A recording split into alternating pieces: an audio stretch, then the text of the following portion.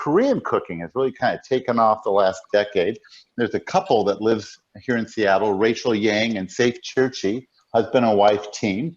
And they own two very popular restaurants, a place called Jewel, Joule, which is down in that kind of woodlawn above the Ship Canal area, right next to a place called Whale Winds that Renee Erickson owns. And their other restaurant is Revel. Revel just did a beautiful remodel right before the pandemic, unfortunately, started. And they're in that Fremont area. And I've been fortunate to take some classes with Saif Churchi and done some cooking with him. And this is a really popular recipe from when both those restaurants first opened. So it's these chicken, and really when I think about the food at these two places, Korean fusion, how does that sound? So it's a lot of all these kind of Korean influences, but with, Northwest ingredients, all kinds of fun stuff. So couple things here. First, we got to brown our chickens. We got a nice hot pan on, I'm gonna get it up to about medium high. You want to use some kind of vegetable oil. Do not use olive oil for this. That would be weird. So I like peanut oil. I love cooking with peanut oil. It can take high heat. Always has nice flavor, especially for Asian stuff. Get that in the pan. Chicken, thighs. Well, I know some of you are going to ask, well, can I use chicken breasts instead? You can, but you shouldn't. And we'll talk about why in a sec. So I like to use whole thighs, a little bit of skin. Often when you get these chicken thighs, there's like all this extra skin flapping out. Cut that off, but kind of tidy them all up. And we're gonna brown them. So a little salt, a little pepper. Pardon me. My first cooking show I'm doing. Let's see how much I'll screw it up. A little more pepper, a little more salt. Boom. And we've got the oil in the pan. It's not quite smoking, which is perfect. You don't want it to smoke. And we're going to toss these little bad boys in. We're going to brown them about 4 minutes on each side. Set a timer because it's always a good idea. Okay, well, that's browning here. And so why do we brown meat? Browning meat is almost always a good idea. Beef, lamb, chicken. And people say, well, it's to sear in the flavors, to sear in the juices. That ain't happening. What you're doing in browning is you're you're caramelizing proteins. When you caramelize proteins, caramelization is forming sugars, polysaccharides, disaccharides, monosaccharides, which are really yummy. So that's really what you're doing. You're doing a little bit of organic chemistry. When you start cooking, we got a couple more minutes where I'm going to flip them. Cooking is not an art, in my opinion. It's a craft. And the craft implies being organized, being able to produce something over and over again consistently. And you want to cook the Boy Scout motto, be organized. Read your recipe a couple times always and get all your prep work done. So if you look over here, I've got all these I love these little metal bowls. I have them in all different sizes. You can get them in restaurants, supply stores, or in this case now Amazon, and they stack, and they're just great for organization. So everything, my ginger, my garlic, all this stuff is ready to rock and roll. So I'm not suddenly looking for something frantically. Makes cleanup a lot easier too. How are we doing here? 2 minutes. And the French term is mise en place, having everything in its place. The Shulchan Aruch of cooking. Also, I mentioned it makes cleanup easier. And this is a really common thing in relationships I know. One person cooks, and the person who isn't cooking for that day says, honey, I'll do the cleanup, which is really sweet. It's so egalitarian, and it sounds like we're all sharing stuff. But here's what so happens, it seems, in relationships. One person is really good at cleaning up while they're cooking. So when it's your time to do the cleanup, it's like 10, 15 minutes because he or she did such a good job cleaning up everything while they were cooking. Awesome. The other person, sometimes not so much. Michael Adler, I'm looking at you, dude. And some people, when they cook, they make beautiful meals, but it looks like a couple 6-year-olds had a food fight, and they were on. So true, so true. Is it true? Okay, I was taking a wild guess there, Michael. And I said, you got 3 hours of cleanup to do, or you have company over and they leave, and if you had a wonderful evening, and it looks like a bomb went off in the kitchen, you're up till 1 in the morning. No, that's no good. So if you're organized, just makes everything so much more consistent, more fun, more enjoyable. So let's see how we're doing on the browning here. Nice. Already getting good color. Can you show us the pan, David? Yes. So, see that? That's beautiful. That's what you want to match. That's the brown you want to look. Even a little browner is okay. If it's pale, keep doing it.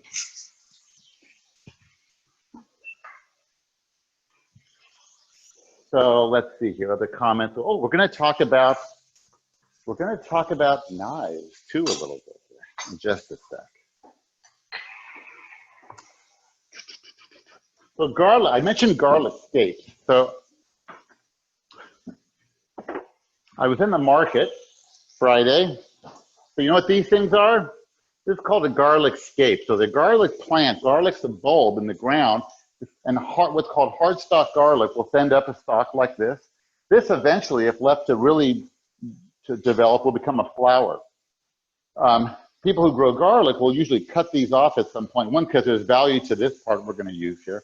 And also, you want to concentrate that energy of the plant down into making nice big garlic bulbs. You don't want all that energy to go to making these garlic flowers that you don't do anything with. But this part right here, which I chopped up into little teeny, if I can get the camera right. Can you see that?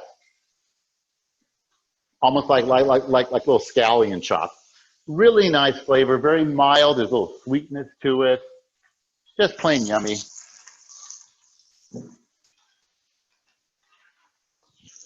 And let's see here. And I got the ginger grated, and I got the garlic chopped up fine.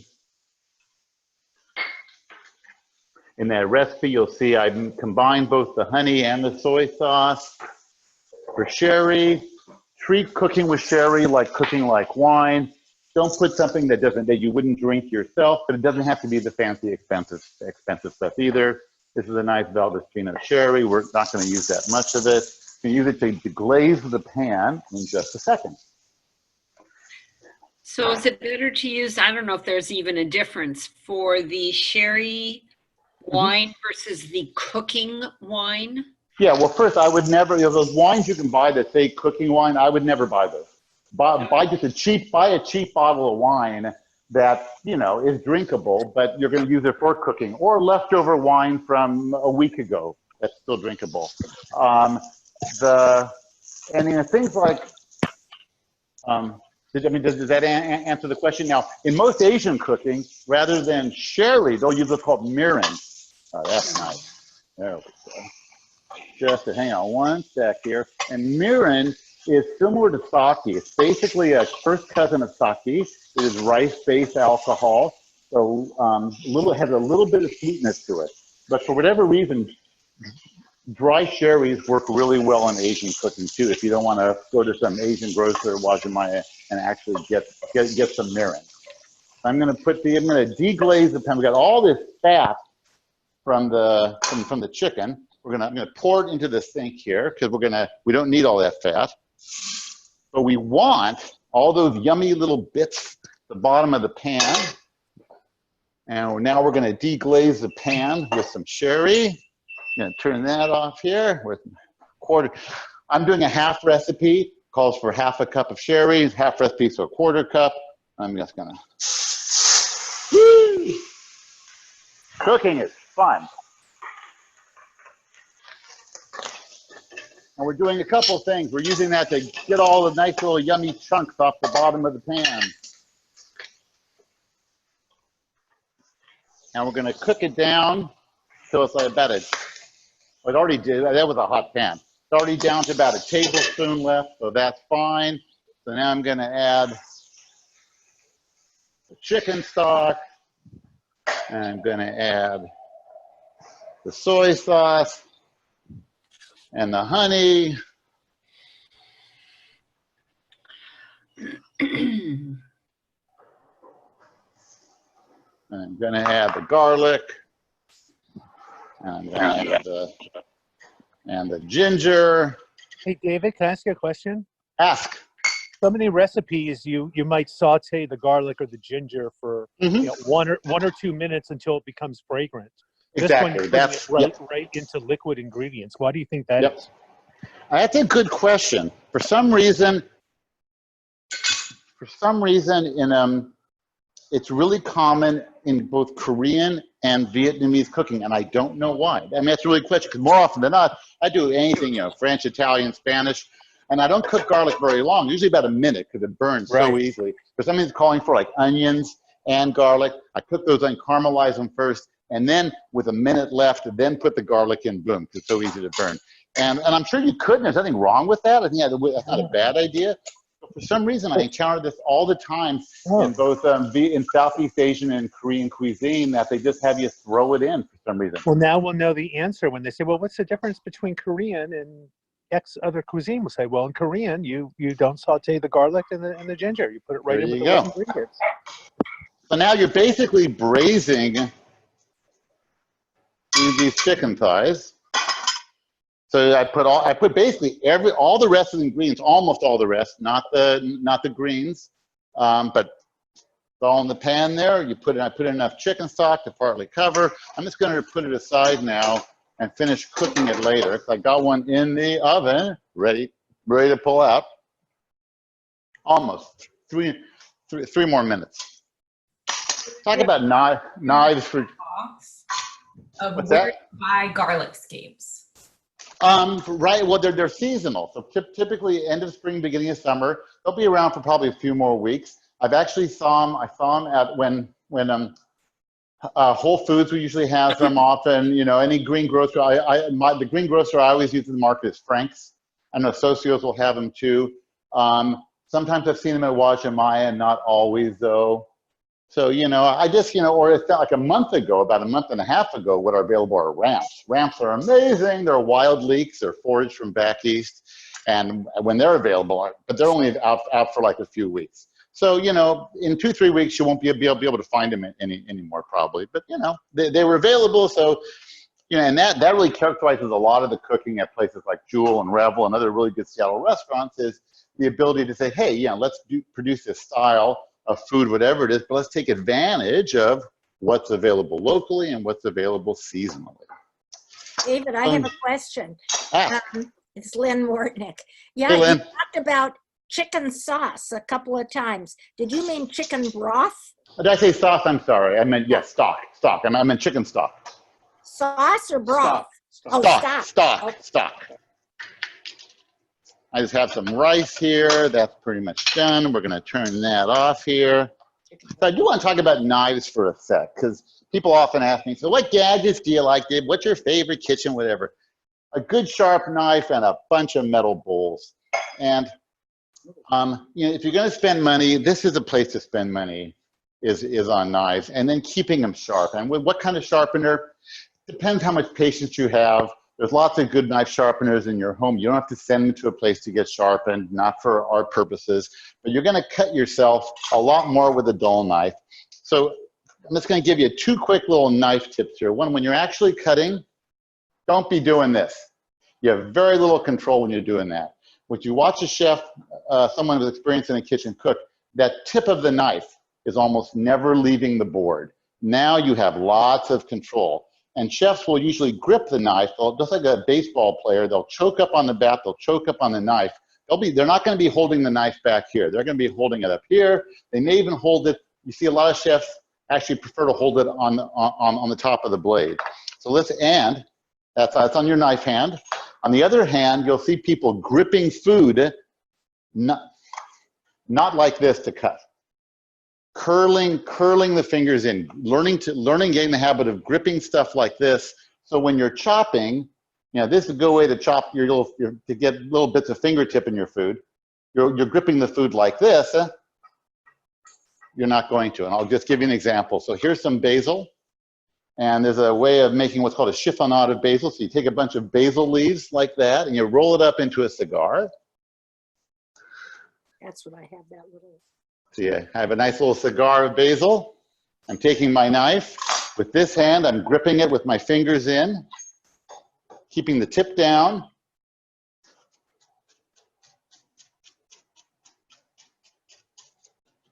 Very controlled. We have a nice little chiffonade of basil now. When you wash your knives, you don't want to leave a knife sitting around wet. Dry that knife always right away. Because corrosion, rust is our enemy. And even stainless steel does rust a little bit, a teeny bit on that very fine edge, which is where the sharpness is. And leaving a knife wet will encourage rust. I love the Shun knives. They're very popular. They're low pricey. This one's I've had for 22 years. It's still in great shape. I love the handle. Japanese steel, keeps its edge. Another popular knives are Globals. Globals aren't bad. They're certainly cheaper. They're better value maybe. I don't like the handle as much. Not quite as high a quality, but they're both good. There's lots of good knives out there. There's a lot of really crappy knives out there too. So let me take out what's in the oven.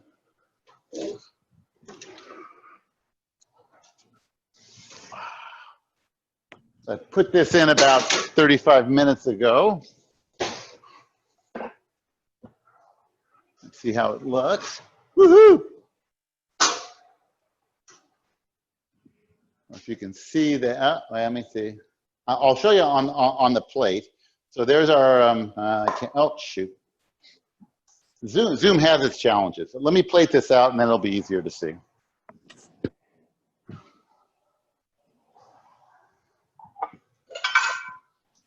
And I'm gonna reduce the sauce a little bit. I'm gonna put the sauce on high heat. Don't wanna touch it because it's really freaking hot. We're gonna reduce that sauce down for just a couple minutes. And then we're gonna add our chard. I'm gonna clean up the mess I just made. David, what you really need is one of those mirrors above your preparation area like they have on the other cooking show. I'm gonna keep my day job, I think. But it's good to see y'all. We're all getting a little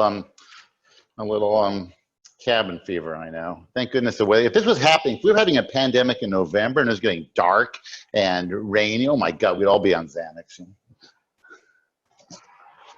So true. So let's plate this out here and then I'll actually pick up the surface and show you.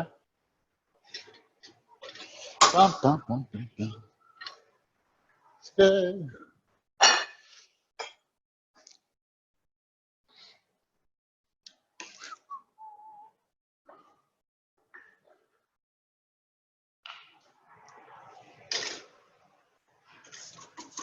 Put that down a little bit.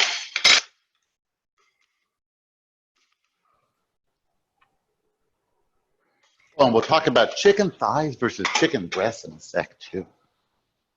Which kind of rice do you use? Just a short grain, good short grain, Asian style rice. You know, I buy from Wajimaya. They all kind of taste the same. What I really like at Wajimaya they have is Haiga rice, it's called. And what it is, it's between like brown and white rice. It's white rice with the germs still attached. So it cooks like white rice, has more of that kind of glutinous quality, but has a little more flavor. I don't have that. I ran out of it. What is it called again? Haiga, H-A-I-G-A, I think is a transliteration from the Japanese. But basically, if you go to the rice section like Wajimaya, you'll see the white rice, you'll see the brown rice, and then in between you'll see this, you know, white, short grain white rice, white rice with the germs still attached. Oh, you know what okay, this is what happens when I'm not paying attention. Forgot to add the greens. I gotta cook that down. Fortunately, cooking is forgiving, right? Now, this recipe originally calls for using kale. I'm not a big kale fan. Kale bores me. I love chard though. And if you ever, the way that, you know, these leafy greens, the stalk is really tough. Most of you probably know this, but the way you do this, boom. That's how you get the leaf off, and then this red stalk, you throw it away. And you chop that up. There we go. It says in the recipe, salt and pepper. Frankly, between the soy sauce, ouch, that's what you don't do. You don't grab a hot pan like I just did.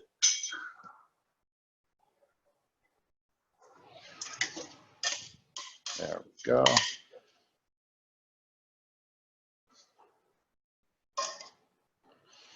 Go. Make it look nice. And tell me if you can see this. Dun, dun, dun. Oh. Can we see that? Yeah, it looks beautiful. Looks beautiful. And it's rich, simple dish, simple dish. Always popular.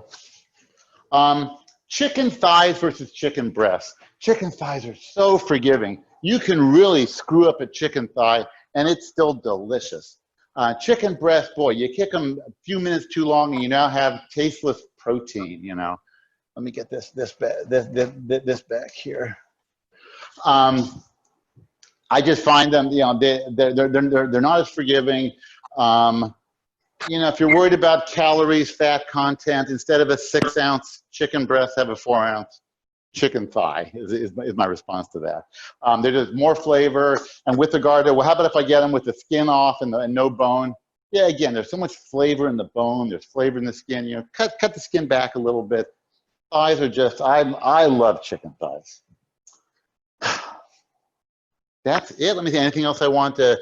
We can chat a bit now. I will do my Julia at the end. I promise. That's the only reason. And if you drop the chicken, pick it up. No. Okay, there's more coming after that. Hey, David. Anyway, yep, that's it. David? Yes, go ahead, Michael. So beautiful presentation. Your kitchen is wonderful. You're wonderful. What side dish might you serve with something like this? So, you know, you see a lot of, you know, pickled condiments. We think about Korean food, obviously kimchi, people always know. There's all kinds of really cool, like, you know, kind of pickle, other type of pickled like condiments that are big in Korean cuisine. I like with this, what do we make in the other things I'm trying to think that I've made with this. You know, just some simple steamed greens, or you do have the chart on this already. Right. You know, get creative. A lot of what you see in Korean restaurants, you'll see with this are like savory pancakes, savory dumplings. Ooh. Hammer a little bit here.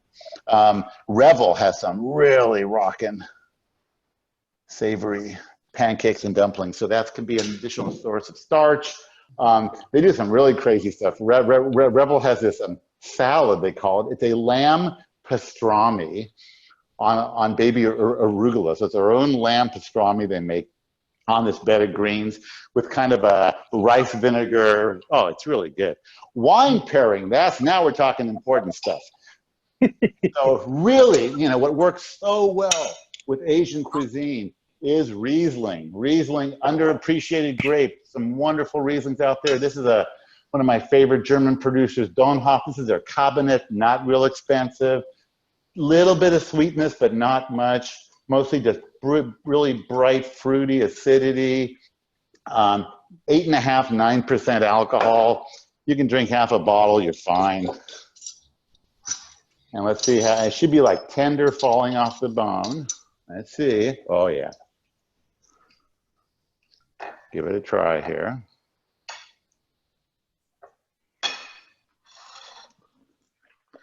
That's pretty good. That works. One other question regarding those, what'd you call them, the garlic steaks? Steaks, yeah. In this recipe, how many of those would you use, and when? Maybe two. For probably 4 chicken, because they're pretty mild. And I generally don't use the bulb. I cut the bulb off. The bulb is pretty strong. I'm not, some people use them. I know people who pickle them, but I just use the stock. So I'd use like probably two of these for 4 chicken thighs. You know, you can't overdo it really. They're not that strong. And when do you put them in? Oh, I put them in the beginning when I put in the garlic and the ginger and all that. Okay. David, would Moscato work too?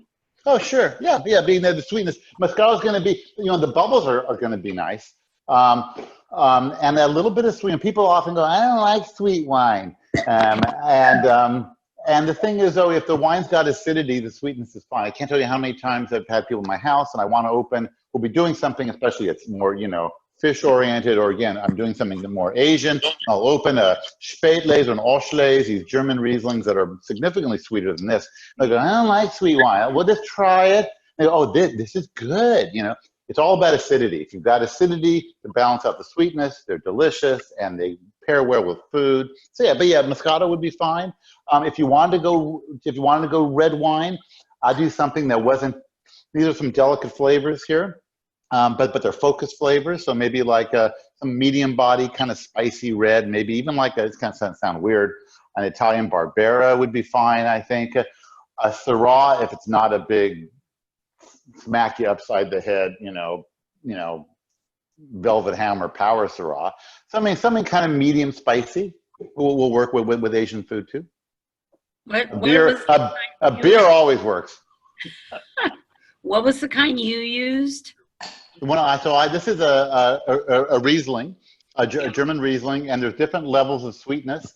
And kind of the first level of just a little bit of sweetness is called a Kabinett, Kabinett, I think, like that. And then there's a whole level, the whole hierarchy in German wines. Rather than get into that, I'll tell you what's available readily around here. That's a very good Washington Riesling. There's a winery, Long Shadows, and they produce something called Poet's Leap. And it's very similar in style, and it's readily available. It's probably 18 to 20 a bottle. And it's called Poet's Leap by Long Shadows, and it's delicious, and it would go perfect with this. David, is this what you also put in your pan when you added? No. What I put in was some sherry. So and a dry. There's different styles of sherry. What's called Fina, and there's Amontolados and Olorosos. Basically, just an inexpensive sherry. It's over in where the liquor is sold. Where wine and liquor is in the grocery store. There'll be some Marsalas and Madeiras, all these fortified wines. So sherries, Marsalas, Madeiras, ports are all fortified. They're wines that have had a little bit of spirits added to get their alcohol higher for a variety of reasons.